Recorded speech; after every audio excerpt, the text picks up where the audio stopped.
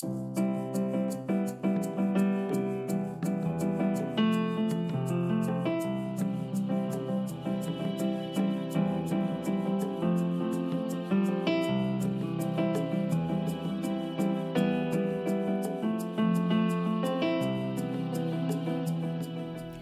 does a favored parent contribute to this tragic problem? First, realize that all parents make mistakes. Some favored parents deliberately try to get you to take sides with one parent against the other, but they may not understand how much this hurts you. Other times, parents don't realize what they're doing to their children. There are two types of mistakes that favored parents make. One mistake is to keep you from seeing or talking to the rejected parent. A parent might not tell you that your other parent called and wants you to call back. Or when the call comes, say that you're too busy with homework or that you're watching a favorite TV program and can't come to the phone. A more extreme method is to refuse to let you go to the other parent's home when you're supposed to, or go on vacation with the other parent. A lot of parents who don't want their children to spend time with the other parent will deliberately schedule an activity for the children at the same time that they're scheduled to be with the other parent. They may have the child spend the night at a friend's house instead of going to the other parent's home. If this has been a problem in your family, the favored parent may keep making excuses for you to avoid the other parent.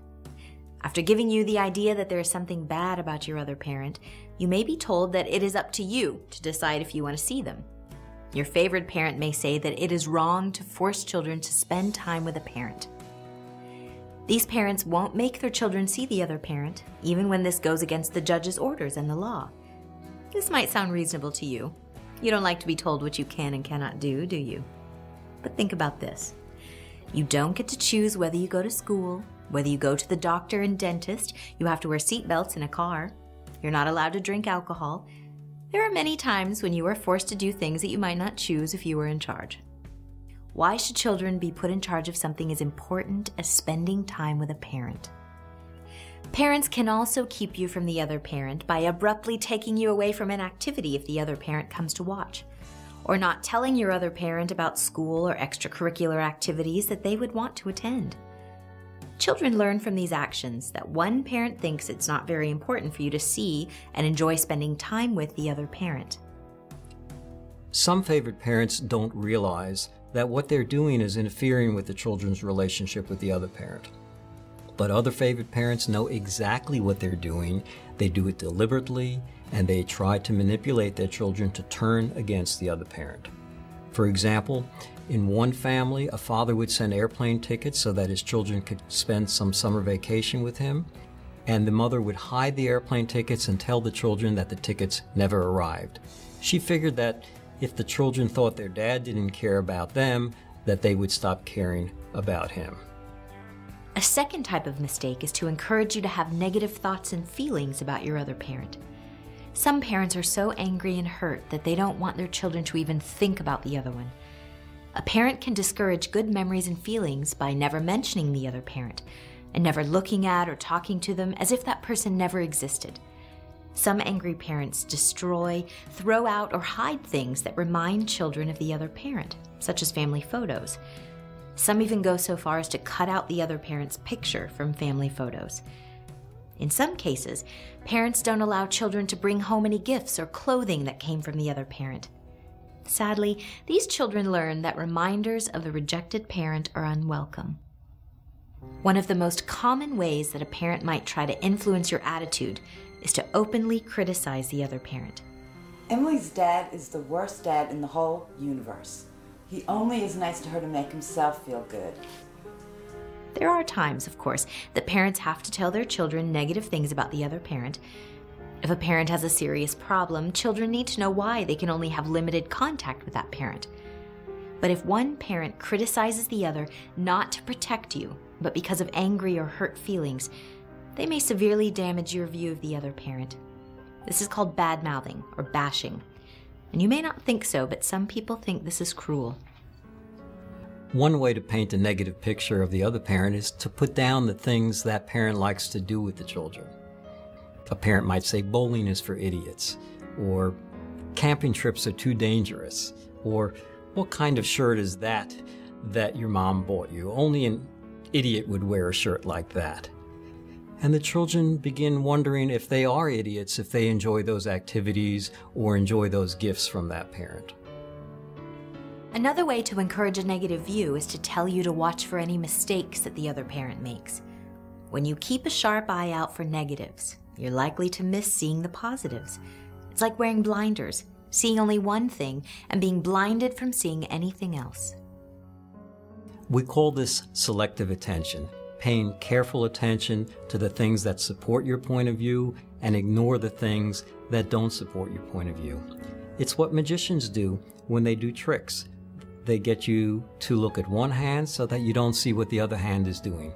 It's what politicians do when they paint a very negative picture of their opponents. All you hear about are the mistakes the opponent makes, nothing about the good things they've done. Sometimes favored parents lead children to think that the rejected parent is dangerous.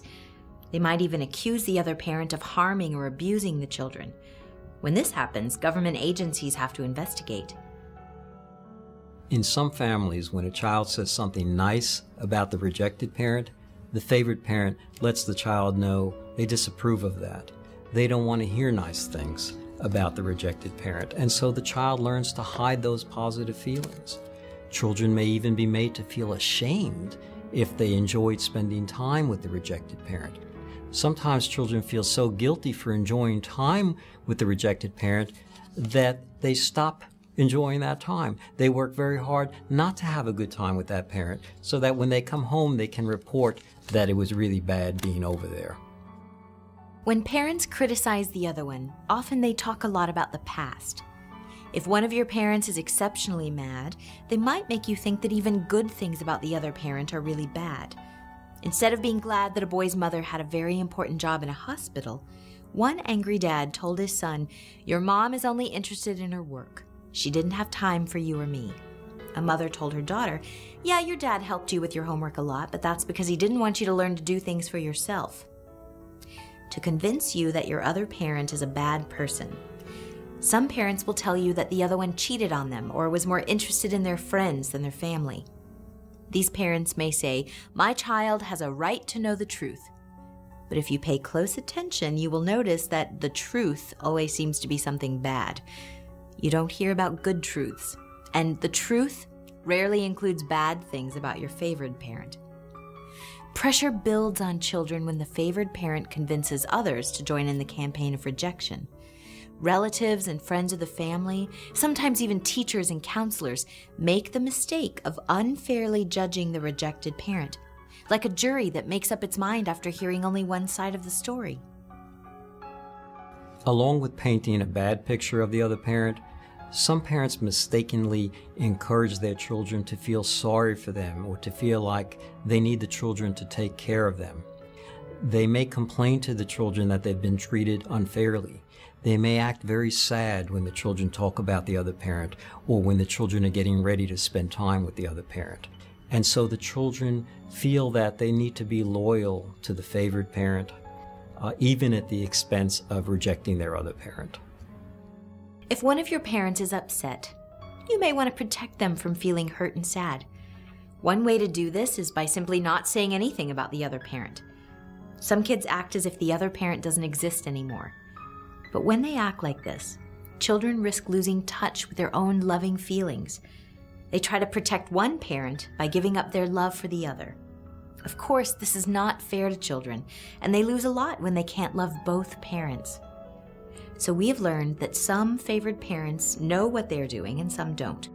But in general, they make two types of mistakes. First, they make it difficult for the children and the rejected parent to see one another. They become less and less part of one another's lives.